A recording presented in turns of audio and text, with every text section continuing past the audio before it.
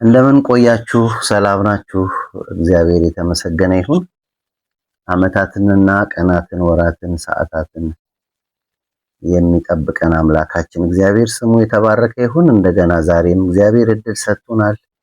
እሱ ፊት የምንሆንበት፣ እሱን የምናመልክበት እግዚአብሔር ቀን ጨምሮልናልና ቀን ዝም ብሎ አይደለም የሚጨመረው።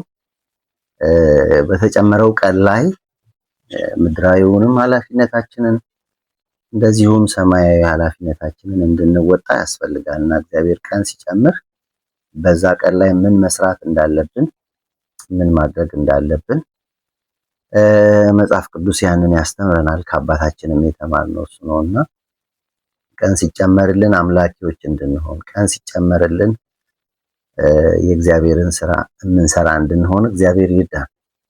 ዛሬም ወደ እናንተ አንድ ሐሳብ ይዤ መጥቻለሁ። ያው የእግዚአብሔርን ቃል ነው እኔ በዚህ በዩቲዩብ ፕላትፎርም ላይ ማካፈላችሁ። እንግዲህ የሚጠቅማችሁ ይሆናል ብዬ አስባለሁ። የእግዚአብሔር ቃል የትኛውም አቅጣጫ ስለሚያስፈልገን ማለት ነውና የትም ዓለም ላይ ሆናችሁ የምትሰሙኝ ውድ የተምሳሌት ቤተሰቦች እግዚአብሔር ይባርካችሁ። እየላካችሁልኝ ያለ ኮመንት እየደረሰኝ ነው፣ እያበረታታችሁኝ ነው። ተባረኩ፣ ወዳችኋለሁ። ዛሬ የማካፈላችሁን ሐሳብ ከማካፈሌ በፊት እስቲ አብረን እንጸልይ። ጻድቅና ቅዱስ የሆንክ አምላካችን እግዚአብሔር እንደገና ዛሬም እናመሰግንሃለን። ደግመን ደጋግመን ስምህን ብንጠራ ብናመሰግንህ፣ ብናከብርህ፣ ብናደንቅህ ያንተ ሥራ ተነግሮ ተወርቶ አያልቅም። ብዙ ምሕረት በስቶልናል፣ ብዙ ጥበቃ በስቶልናል። በመውጣት መግባታችን ሁሉ አንተ አባት ሆነህ ጠብቀህናል። ስምህ ይባረክ። እግዚአብሔር ሆይ ዘመናትን የምትሰጥ እድል የምትሰጥ ጊዜ የምትሰጥ አንተ ነህና በተሰጠን እድል ደግሞ ባገኘነው አጋጣሚ ስለ አንተ ስራ ስለ አንተ የወንጌል እውነት ከመናገር ወደኋላ አንልም። ይሄን ወንጌል የሚሰሙ ሁሉ በዚህ ቃል እንዲታነጹ፣ በዚህ ቃል ወደፊት እንዲሄዱ፣ ክብርህን፣ ኃይልህን፣ መንፈስህን፣ ጸጋህን እንዲካፈሉ እግዚአብሔር ሆይ ይሄንን ቃል የሚሰሙ ሁሉ በሕይወታቸው አዲስ ነገር እንዲሆን በኢየሱስ ክርስቶስ ስም ጸልያለሁ። ባሪያህን በብዙ እርዳን። እናመሰግንሃለን። በናዝሬቱ ጌታ በኢየሱስ ክርስቶስ አስደናቂ ስም አሜን። እንግዲህ ዛሬም የእግዚአብሔርን ቃል አብረን እንከፋፈላለን። የማካፈላችሁ ሐሳብ ያለው የመጽሐፈ ሩት ላይ ያለ ሐሳብ ነው። መጽሐፈ ሩት ምዕራፍ 4 ከቁጥር 13 እስከ 11 እስከ 17 ያለውን አነብና ከዛ የእግዚአብሔርን ቃል ከዛ እንካፈላለን። በከተማይቱ በር በአደባባይ የነበሩ ሕዝብ ሁሉ ሽማግሌዎች፣ እኛ ምስክሮች ነን። እግዚአብሔር ይህችን ወደ ቤት የምትገባዋን ሴት የእስራኤል ቤት እንደሰሩ እንደ ሁለቱ እንደ ራሔልና እንደ ሊያ ያድርጋት። አንተም በኤፍራታ ባለ ጠጋ ሁን፣ ስምህ በቤትልሔም ይጠራ። ቤትህም እግዚአብሔር ከዚች ቆንጆ ከሚሰጥ ዘር ትዕማር ለይሁዳ እንደወለደች እንደ ፋሬስ ቤት ይሁን አሉት። ቁጥር 13 የርዕሴም ሐሳብ ያለበት ነው። እንደዚህ ይላል። ቦዔዝም ሩትን ወሰደ፣ ሚስትም ሆነችው፣ ደረሰባትም፣ እግዚአብሔር ጽንስ ሰጣት፣ ወንድ ልጅም ወለደች። ሴቶቹም ኑኃሚን ዛሬ ዋርሳ ያላሳጣሽ እግዚአብሔር ይባረክ፣ ስሙም በእስራኤል ይጠራ። ከሰባትም ወንዶች ልጆች ይልቅ ለአንቺ ከምትሻል ከምትወድሽም ምራት ወልዷልና ሰውነትሽን ያሳድሰዋል፣ በእርጅናሽም ይመግብሻል አሏት። ኑኃሚንም ሕፃኑን ወሰደች፣ አቀፈችውም፣ ሞግዚት ሆነችው። ሴቶች ጎረቤቶች ለኑኃሚን ወንድ ልጅ ተወለደ እያሉ ስም አወጡለት። ስሙንም ኢዮቤድ ብለው ጠሩት። እርሱም የዳዊት አባት የእሰይ አባት ሆነ ማለት ነው። የዳዊት አያት የእሰይ ደግሞ አባት ሆነ ማለት ነው። እንግዲህ ዛሬ የማካፍላችሁ ሐሳብ ርዕሱ እግዚአብሔር የሚከብርበት ነገር ይሰጠናል የሚል ነው። እግዚአብሔር የሚከብርበት ነገር ይሰጠናል። ወይም ደግሞ በቅንፍ ውስጥ እንደዚህ ማለት ትችላላችሁ፣ የእርሱ ሐሳብ የእግዚአብሔር ሐሳብና የኛ አካሄድ ሲገጣጠም እግዚአብሔር በሚፈልገው መንገድ ስንሄድ የእርሱ ሐሳብ በእኛ ሕይወት ሲፈጸም እንዴት የሚያምር ነገር እንደሚፈጠር ከዚህ ክፍል ውስጥ ማየት እንችላለን። እንግዲህ እግዚአብሔር የሚከብርበትን ነገር ሲሰጠን ምክንያት ይኖረዋል። ከመስጠቱ በፊት እኛ የምናደርጋቸው ነገሮች አሉ። በነ ሩት፣ በነ ቦዔዝ፣ በነ ኑሃሚን ሕይወት የሆነው ይሄ ነው። ቁጥር 13 ላይ እግዚአብሔር ጽንስ ሰጣት ወንድ ልጅም ወለደች ይላል። እግዚአብሔር የሚከብርበት አይነት ስጦታ በነ ሩት ቤት ሆኗል። እንግዲህ የሩት መጽሐፍ አጠቃላይ ክፍሉን ስንመለከት በታሪክ ደረጃ ከታሪክ መጽሐፍቶች ውስጥ በሚጣፍጥ ደስ በሚል በሚማርክ ትረካ የተተረከ ክፍሉን ጀምራችሁ ከምዕራፍ 1 ከቁጥር 1 ጀምራችሁ ስታነቡ እስከ ምዕራፍ 4 ስትሄዱ የሚጣፍጥ ደስ የሚል ታሪክ ያለበት ታሪክ ነው። እንግዲህ ጣፋጭ ታሪክ ያለበት የመጽሐፍ ቅዱስ ክፍል ነው ይባላል። ይሄ ታሪክ የተጻፈበት ጊዜ የእስራኤል ሕዝብ የነበረበት ሁኔታ ስንመለከት በጣም የሚያስጨንቅ የሚያስፈራ ነገር የነበረው በዛ ዘመን። እንግዲህ በወቅቱ የእስራኤል ሁኔታ በማይመች ሁኔታ ውስጥ ኦር ደግሞ በመጽሐፍ ቅዱስ ታሪክ ውስጥ የመሳፍንት ዘመን የሚባልበት ዘመን እንደነበር ክፍሉን በደንብ ስናነብ እናገኛለን። እንግዲህ ይሄ የመሳፍንት ዘመን የሚባለው ዘመን ምን አይነት ዘመን ነው? ሰዎች እግዚአብሔርን የማይፈሩበት፣ ፈረሃ እግዚአብሔር ከሰው ልብ የጠፋበት፣ የስነ ምግባር ብልሹነት በጣም የሰፈነበት፣ ሰዎች የፈለጉትን ነገር ካረጉ ስነ ምግባር ይበላሻል።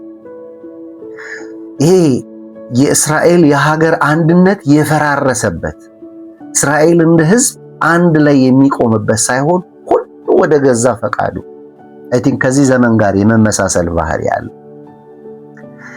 የእስራኤል ላይ የሌሎች ሀገሮች ተጽዕኖ የባዕድ ሀገር ተጽዕኖ በከፍተኛ እስራኤል ላይ የነበረበት ጊዜ ነው። በዚህ ጊዜ ነበር ይሄ ታሪክ የተጻፈው። የሚገርማቸው አንዳንድ ሰዎች በአስጨናቂ ዘመን ሰው እንደፈለገ በሚኖርበት ዘመን ቤታቸው ውስጥ እግዚአብሔር የሚከብርበት እያንዳንዱ ቀን ላይ የእግዚአብሔር አብሮነት የእግዚአብሔር ስራ በሕይወታቸው የሚገለጥበት ዘመን ነበር። እንግዲህ በዚህ ቤተሰብ ውስጥ ተመርጦ የዚህ ቤተሰብ ታሪክ ወደ መጽሐፍ ቅዱስ ውስጥ የገባበት ዓላማ አለው።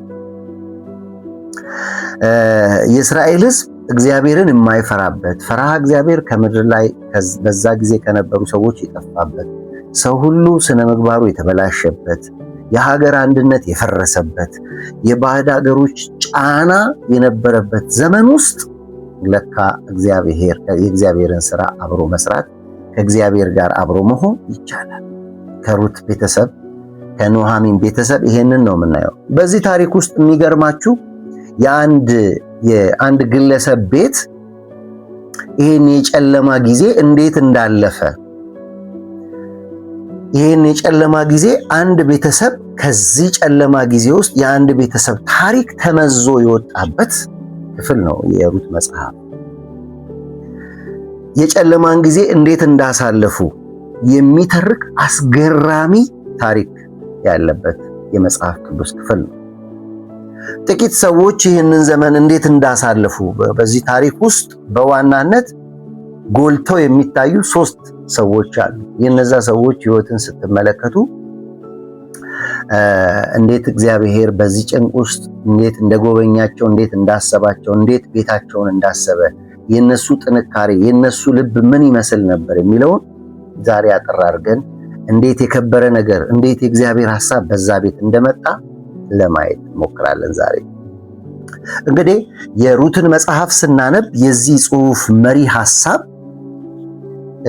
ኦር ደግሞ በዚህ ክፍል ውስጥ ያሉ እነዚህ 3 ሰዎች በሕይወታቸው የተከናወነውን ነገር አለማንሳት መጽሐፉን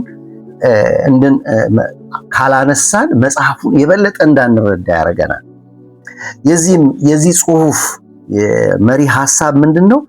እቺ ብቸኛ የነበረችው ያው ክፍሉን ታውቃላችሁ፣ ኑሃሚን የምትባል ሴት ከባሏ ጋር ከልጆቿ ጋር ቤተልሔም ረሃብ በነበረ ጊዜ ወደ ሌላ ሀገር ስደት ሄዳ በሞዓባውያን አገር እንደኖረች ረሃብን ሽሽት ወደዛ እንደሄዱ በክፍሉ እንመለከታለን። ይሄን ታሪክ መቼም ታውቁታላችሁ። እንግዲህ ረሃብን ሸሽተው ሄደው ኑሃሚን ሁሉን ነገሯን እንዳጣች፣ ልጆቿን አጣች፣ ባሏን አጣች፣ በባዕድ ሀገር ብቻዋን ቀረች። ልጆቿ ሚስት አግብተው ነበር። እነዛ ያገቡ ልጆች ምራቶቿ ብቻ ሲቀሩ ልጆቿ ሁሉ ቤተሰቧ ሁሉ የፈረሰባት ስደተኛ ነበረች ኑሃሚን እና ብቸኛ ነበረች። የኔ የምትለው ነገር ከሀገሯ ይዛ የወጣችውን ነገር አንድ ሳይቀር ነው ያጣችው። የቀራት አማቾቿ ናቸው። አማቾቿም የሷ ሀገር ሰዎች ሳይሆኑ የሌላ ሀገር ሰዎች ናቸው፣ ሞዓባውያን ናቸው። እና ብቸኛ ለነበረችው ለኑሃሚን የማይቀየርና ከግለኝነት የራቀ የሩትን መሰጠት የምናይበት መጽሐፍ። ብቸኛ ናት ኑሃሚን። ልጆች የላትም፣ ባል የላትም፣ ሁሉን ነገር አጣለች። ከሀገሯ ተሰዳን ያለችው ነገር ግን ብቸኝነቷን የምታስረሳትን ሩት ያገኘችበትን የመጽሐፍ የህይወት ታሪክ እዚህ ክፍል ውስጥ የምናገኘው። እሱ ብቻ አይደለም።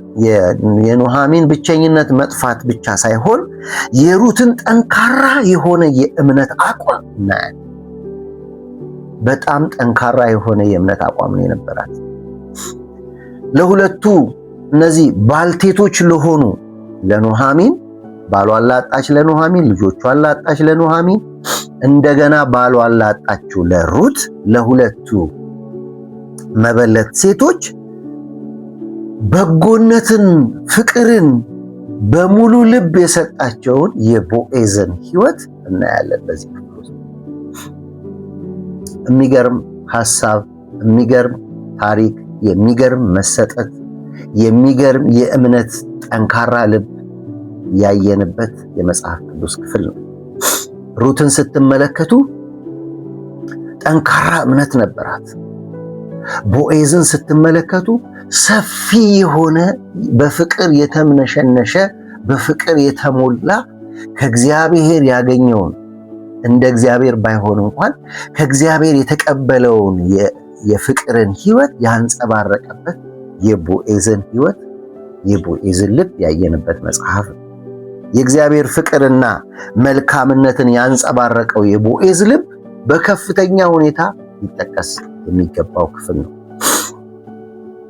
እንግዲህ እዚህ ክፍል ላይ የምናየው የኑሃሚን ብቸኝነት መጥፋት፣ የሩት እምነት ጠንካራ መሆን፣ ብቸኛና ተስፋ ለሌላቸው ለሩትና ለኑሃሚን ሰፊ በሆነ የፍቅር ልብ የተቀበለው የቦዔዝን ልብ የምናይበት፣ እንደዚሁ ደግሞ ድነትን መቤዠትን የሚሉ ሐሳቦች የታጨቁበት እንደውም ከ23 ጊዜ በላይ በእነዚህ 4 ቁጥር ምዕራፎች ውስጥ ተጠቅጥቆ መቤዠት፣ ማዳን እንዴት የኑሃሚንን ቤተሰብ ሩትና ቦዔዝ እንዴት እንደታደጉት፣ በተለይ ቦዔዝ እንዴት እንደታደጋቸው የሚያሳይበት የመጽሐፍ ቅዱስ ክፍል ነው። በሩትና በቦዔዝ አማካኝነት ከባዶነት ወደ ሙላት የመጣችው የኑሃሚን ተስፋ መለምለምም ጭምር የምናይበት፣ እንደገና ህይወት መጀመር፣ እንደገና ህይወት ማበብ፣ እንደገና ባትወልድ እንኳን የልጇን ልጅ አቅፋ መሳም፣ መካስ የምናይበት ጣፋጭ ታሪክ ያለበት የመጽሐፍ ቅዱስ ክፍል ነው ይሄ ክፍል። እነዚህ ሰዎች ያሳዩአቸው በጣም ብዙ መልካምነት አለ። ከነዚህ ሰዎች ብዙ የምንማረው ነገር አለ። ወደ ዋና ሐሳቤ ልምጣ። የሩትን መጽሐፍ እንድታነቡ ትጋብዛችኋለሁ። 4 ምዕራፍ ናት። ጣፋጭ ታሪክ ነው። እባካችሁ ገብታችሁ አንብቡ። የኔ መልእክት በደንብ የሚገባችሁና የምትረዱት ይሄንን ክፍሉን ደግማችሁ ስታነቡት ነው። ከነዚህ ሰዎች ባሳዩት መልካምነት እግዚአብሔር እንዴት አይነት የሚከብር ነገር በቤታቸው እንደሰጣቸው ከክፍሉ እናያለን። ዛሬ ለእናንተ ማካፈል የፈለኩት ሐሳብ ያሳዩት መልካምነት ምንድን ነው? ሩት ምን መልካምነት አሳየች? ኑኃሚን ምን መልካምነት አሳየች? ብዙዎቻችን ስለ ኑኃሚን ኔጌቲቭ ነገር ነው የምንሰብከው፣ ግን ያሳየችው መልካምነት አለ። እግዚአብሔር ያንን መልካምነት ባታሳይ በኑኃሚን ሕይወት እንደገና አይመጣም ነበር። ሩት ያሳየችው መልካምነት አለ። ቦዔዝ ያሳየው መልካምነት አለ። እግዚአብሔር በሕይወታችን እንዲሰራ ከፈለግን ከኛ የሚጠበቅ ነገር አለ። ኑኃሚን ምን አደረገች? ሩት ምን አደረገች?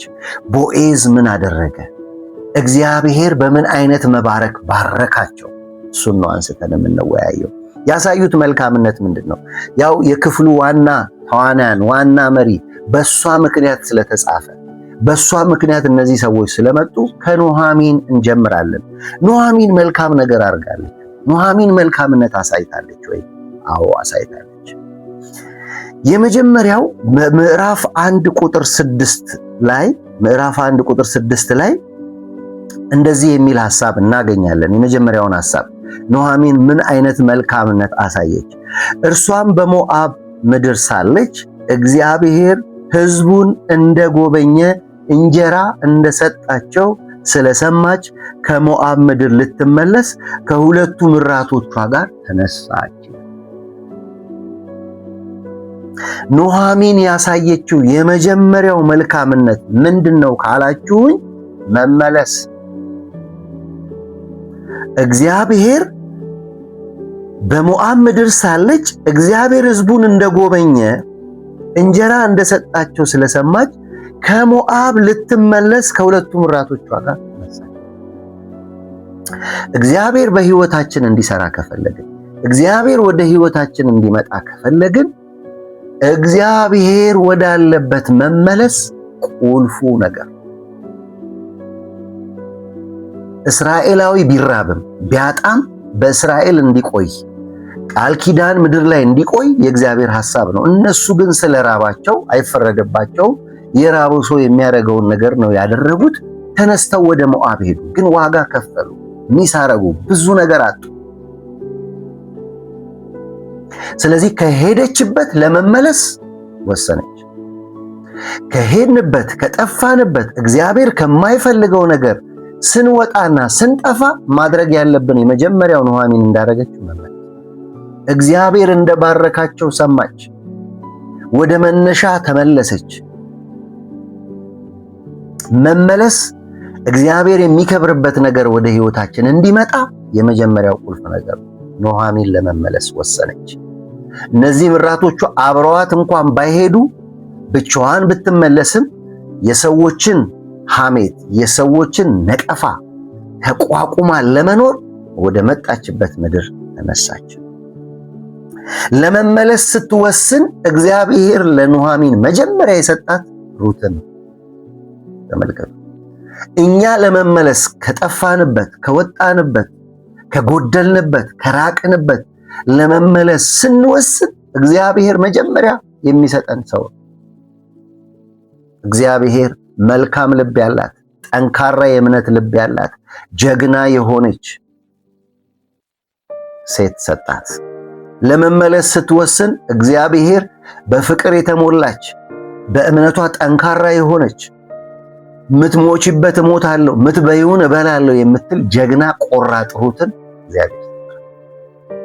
ዛሬ ይህን መልእክት የምትሰሙ ከመሰዊያ የጠፋችሁ የጎደላችሁ፣ በተለያየ ምክንያት እግዚአብሔር ካስነሳችሁ ከመጀመሪያው ቦታ ላይ ተነስታችሁ በሌላ ቦታ የምትገኙ፣ እኔ የምስራች አለኝ። እግዚአብሔር የሚከብርበት ነገር እንደገና ወደ እናንተ እንዲመጣ ከፈለጋችሁ መመለስ የመጀመሪያው አማራጭ። ልክ ለመመለስ ስትወስኑ እግዚአብሔር ስራውን ይጀምራል።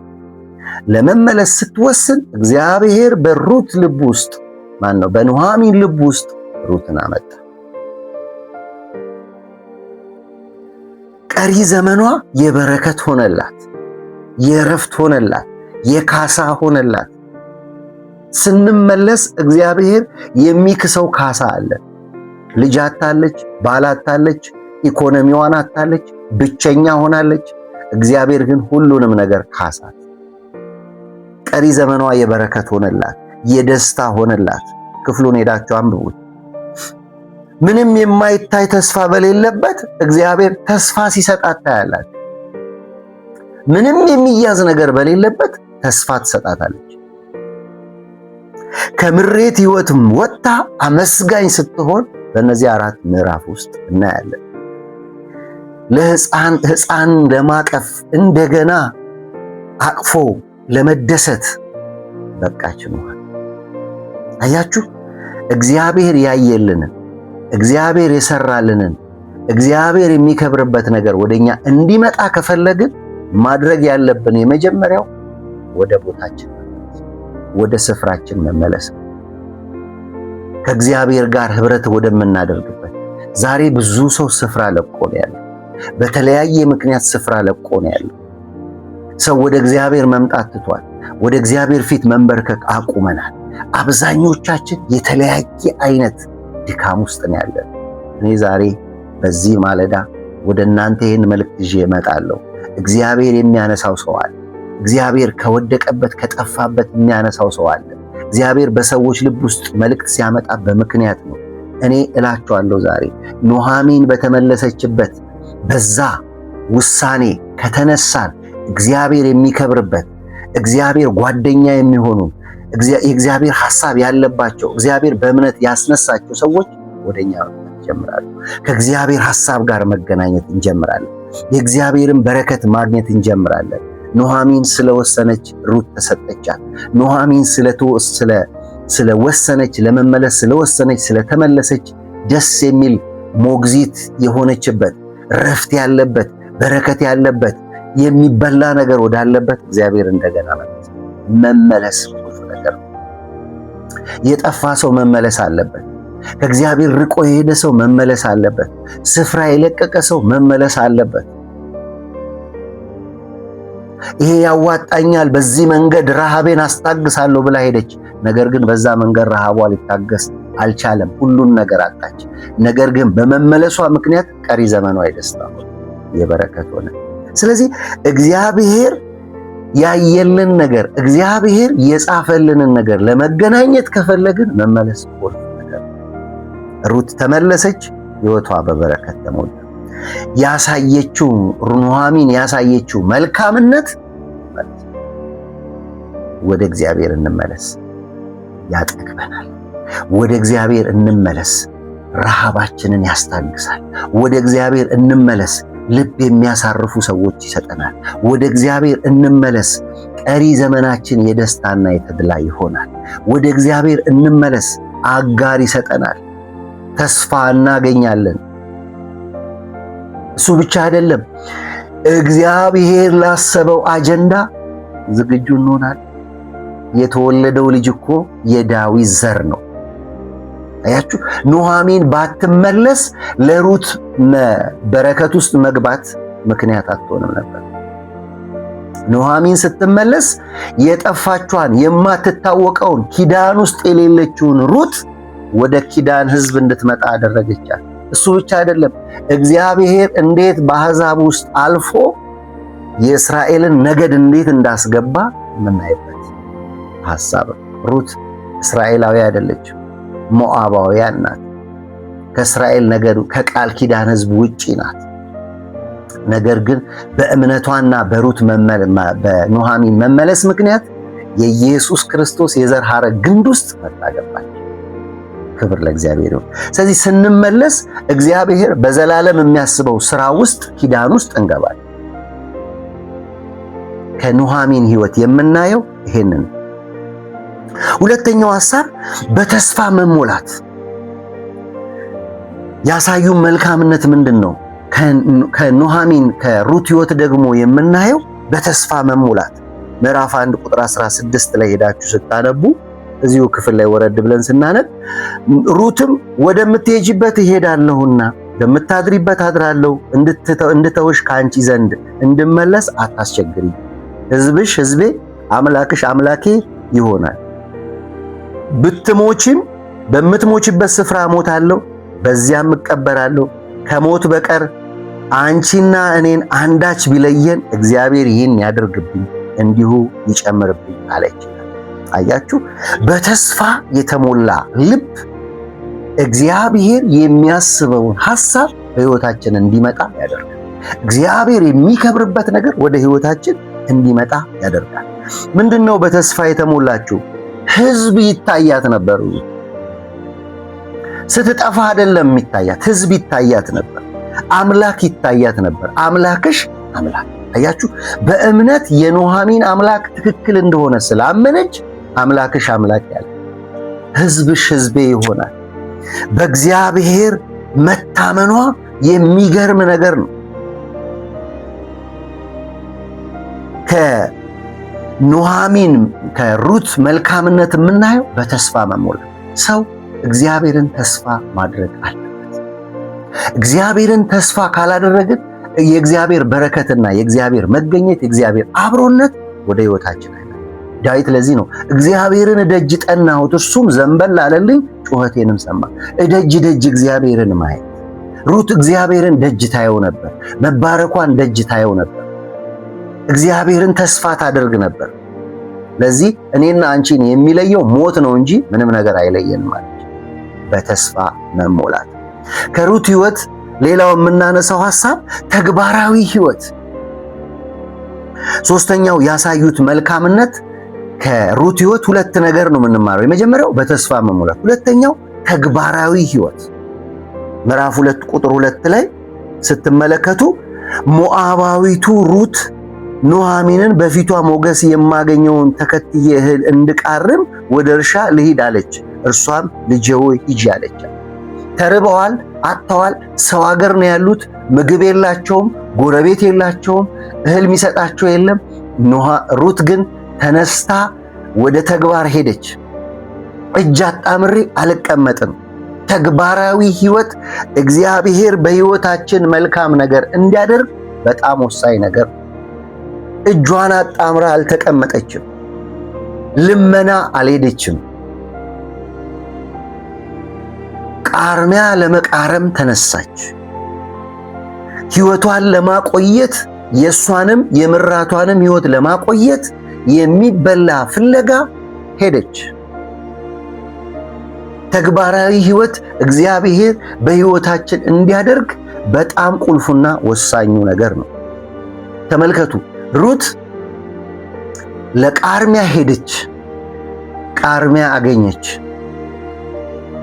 ቃርሚያ ብቻ አይደለም፣ ከቃርሚያ ወደ እህል ስትመጣ ታያላችሁ። ታሪኩን በደንብ ስታነቡ ከእህል ደግሞ ከቃርሚያ ወደ እህል መጣች።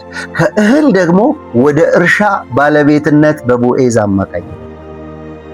አያችሁ፣ ተግባራዊ ሰው ሕይወቱን በተግባር የሚሞላ የሚጥር የሚለፋ ሰው ወደ እርሻ ባለቤትነት ይመጣል። ከእህል ወደ እርሻ ባለቤትነት ተሻገረች። በልመና ሳይሆን በስራ ነው የተገለጠችው።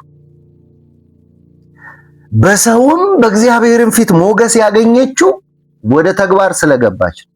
እጅ አጣምሮ የሚቀመጥ ሰው እግዚአብሔርም ሞገስ አይሰጠውም፣ በእግዚአብሔርም ዘንድ ሞገስ አያገኝም፣ በሰውም ዘንድ ሞገስ አያገኝም። የድርጊት ሰው ናት። ድርጊት የተሞላባት እህት ናት። ድርጊት የተሞላ ሕይወት ስላላት ከቦዔዝ ጋር ተገናኘች።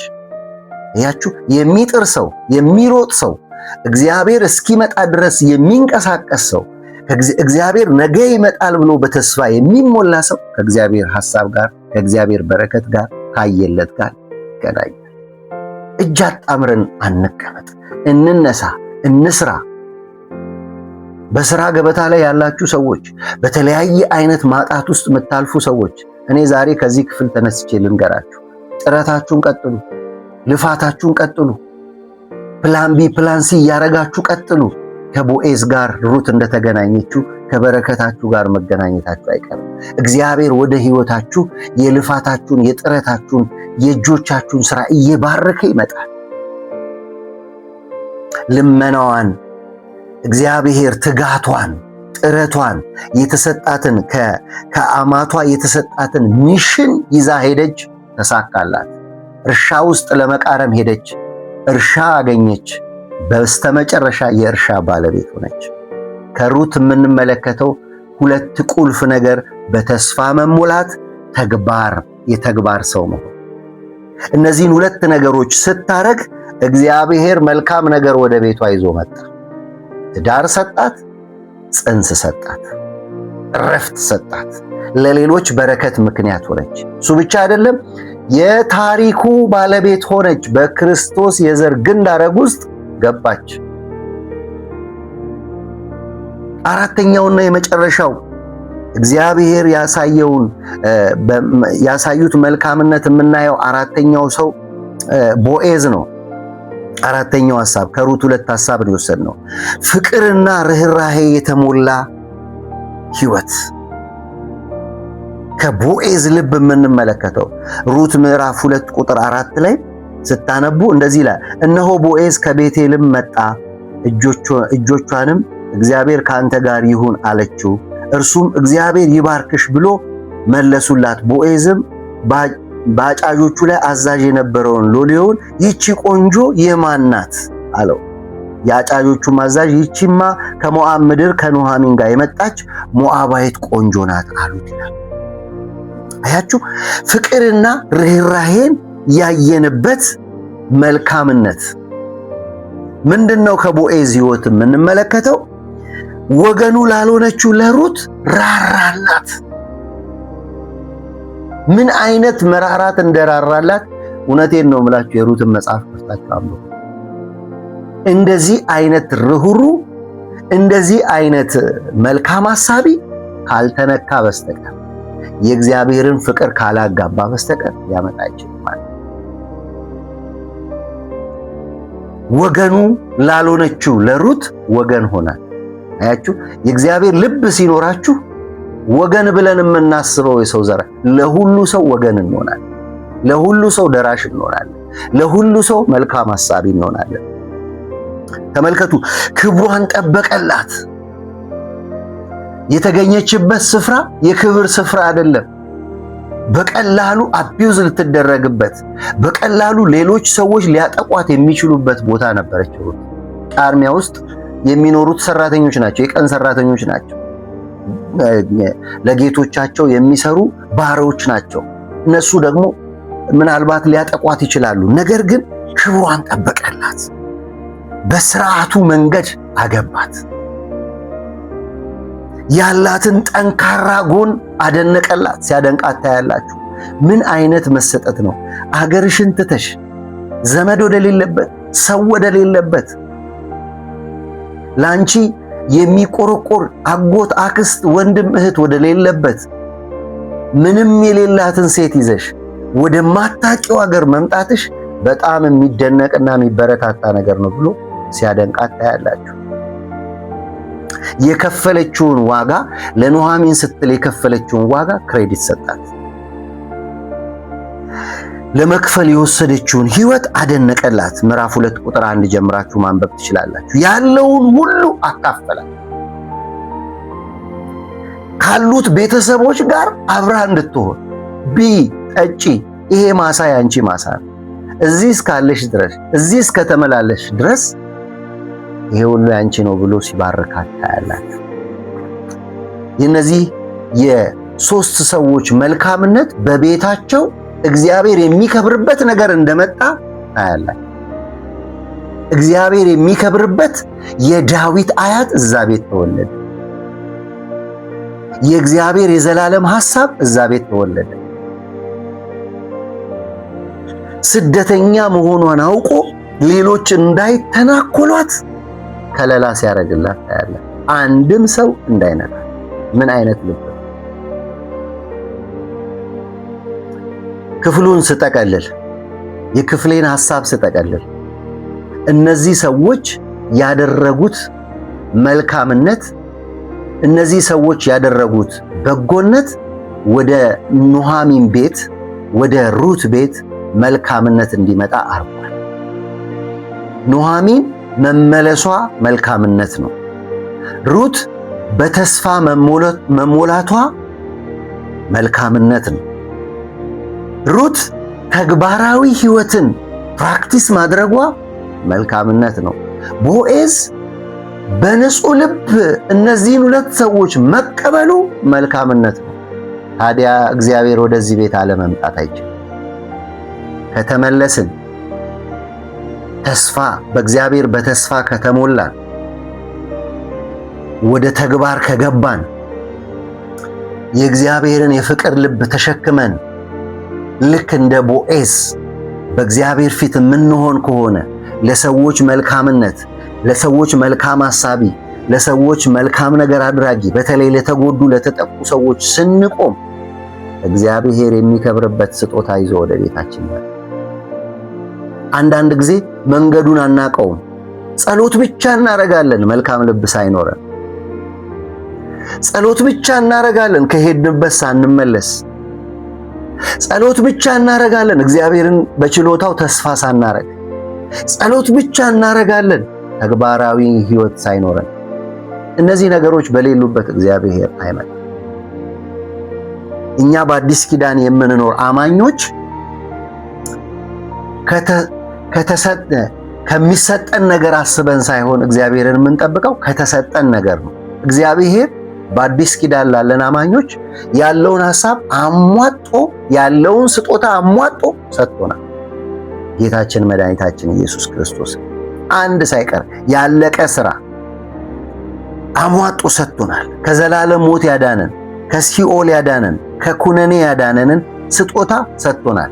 እኛን የሚቤዠን ከዚህ በኋላ አይመጣም፣ መጥቷል። ኢየሱስ ከዓለም ኃጢአት፣ ከሞት፣ ከዘላለም ሲኦል ተቤዦናል። ይሄ የሩት መጽሐፍ አጠቃላይ ስታዩት የመቤዠት ሥራ የተሰራበት ኑሃሚንና ሩትን እንዴት እንደተቤዠ እንዴት እንዳዳናቸው፣ ከዛም በላይ ደግሞ ሚስት አድርጎ ቦዔዝ ሩትን ወስዷታል፣ ተቤዟታል፣ የሱ አርጓታል። ስደተኛውን ተቀብሏታል፣ የጠፋችውን ተቀብሏታል፣ የኪዳን ሕዝብ ያልሆነችውን ተቀብሏታል። እኔና እናንተን ጌታ ተቀብሎናል፣ ተቤዦናል፣ ታድጎናል። እሱ በዋናነት ይዘን ግን እንዲሁ በምድር በምንኖርበት በምድራዊ ኑሮ ኑሃሚን ከባድ ነገር ውስጥ ብትሆንም ስለተመለሰች እግዚአብሔር በሕይወቷ ምድራዊ በረከትን ባረካት፣ አሳረፋት፣ የሚያሳርፍ ነገር ሰጣት። እንደ ኑሃሚን ስንመለስ፣ እንደ ሩት በተስፋና በእምነት ስንሞላ፣ እንደ ቦዔዝ በእውነተኛ ፍቅርና ርኅራኄ ስንሞላ እግዚአብሔር ደስ የምንሰኝበትን የእሱ ሐሳብ ያለበትን የእሱ ስጦታ ያለበትን እሱ የሚከብርበትን ነገር ወደ ቤታችን ይዞ ይመጣል። በተስፋ እንሞላ፣ እንደ ሩት በእምነት እንሞላ፣ እንደ ሩት ስራን በመስራትና በመጠንከር እንትጋ፣ እንደ ኑሃሚን እንመለስ፣ እንደ ቦዔዝ ሰፊና ሁሉን የሚቀበል የእግዚአብሔር ፍቅር ያለበትን ፍቅር በልባችን እንሙላ። እግዚአብሔር የሚከብርበት ነገር ይሰጣል። ዛሬ ሩት የለችም፣ ዛሬ ቦዔዝ የለም፣ ዛሬ ኑሃሚን የለችም። ይሄ መጽሐፍ ቅዱስ ሐሳብ ለኛ ለትምህርታችን ተጽፏል። ከዚህ ሐሳብ ከዚህ የእግዚአብሔር አጀንዳ ከዚህ ታሪክ እኔና እናንተ ብዙ የምንማረው ነገር አለ። የጠፋችሁ ሰዎች፣ ስፍራ ለቃችሁ የሄዳችሁ ሰዎች፣ ምናልባት ያ ቦታ ይጠቅመኛል ብላችሁ እንደ ኑሃሚን ወስናችሁ ስፍራ የለቀቃችሁ ሰዎች እኔ ዛሬ የምስራች አለኝ። እኔ ዛሬ ቃል አለኝ። ይሄንን ቃል እናገራለሁ። ኑሃሚን ያረገችውን ነገር ካደረጋችሁ፣ ከተመለሳችሁ፣ ወደ ቦታችሁ ከተመለሳችሁ እግዚአብሔር የሚከብርበት ነገር ወደ እናንተ ይመጣል። እንደ ሩት በተስፋ ከተሞላችሁ፣ እግዚአብሔርን ተስፋ የምታረጉ ከሆነ፣ በእምነት እግዚአብሔር እንደሚሰራ እምነታችሁ ሙሉ ከሆነ እግዚአብሔር የሚከብርበት ነገር፣ የምታቅፉት ነገር፣ የምትይዙት ነገር ወደ እርሻ ትገባላችሁ። ቦዔዝ በረከት በበረከት ሆነ፣ ተቀባይ ሆነ። አያችሁ፣ እግዚአብሔር እነዚህን ሰዎች የባረከበት እግዚአብሔር ወደዛ ቤት ያንን ስጦታ ይዞ የመጣው እነዚህ ሰዎች ልባቸውን በእግዚአብሔር ስለሰሩ ነው። ቦዔዝ ሩትን ወሰደ፣ ሚስትም ሆነችው፣ ደረሰባት፣ እግዚአብሔር ጽንስ ሰጣት። እንዲሰጠን የምንፈልገው ነገር ምንድን ነው? ምናልባት ጽንስ ላይሆን ይችላል። እግዚአብሔር እንዲሰጠን የምንፈልገው ብዙ ነገር ነው ያለው። በዚህ እግዚአብሔር እንዲሰጠን እንመለስ። እግዚአብሔር እንዲሰጠን እንደ ሩት በተስፋና በእምነት እንሞላ። እግዚአብሔር እንዲሰጠን በእግዚአብሔር ርኅራኄና ፍቅር እንሞላ። እንትጋ፣ ተስፋ እንቁረጥ፣ እንሩጥ። እግዚአብሔር ወደ ቤታችን ይመጣል። በጣም ወዳችኋለሁ። ደግሜ ጋብዛችኋለሁ። የሩትን መጽሐፍ ገብታችሁ አጣጥሙት። እግዚአብሔር እነሱን ባሰበ ሐሳብ፣ እግዚአብሔር እነሱን በጎበኘ በረከት እኔና እናንተን ይባርክ። ለዘላለም ተባርካችኋል። በጣም ወዳችኋለሁ። ሼር ማድረግ፣ ለሌሎች ማሰማት፣ መልእክቱን እንዳይዘነጋ። ወዳችኋለሁ። ሰላም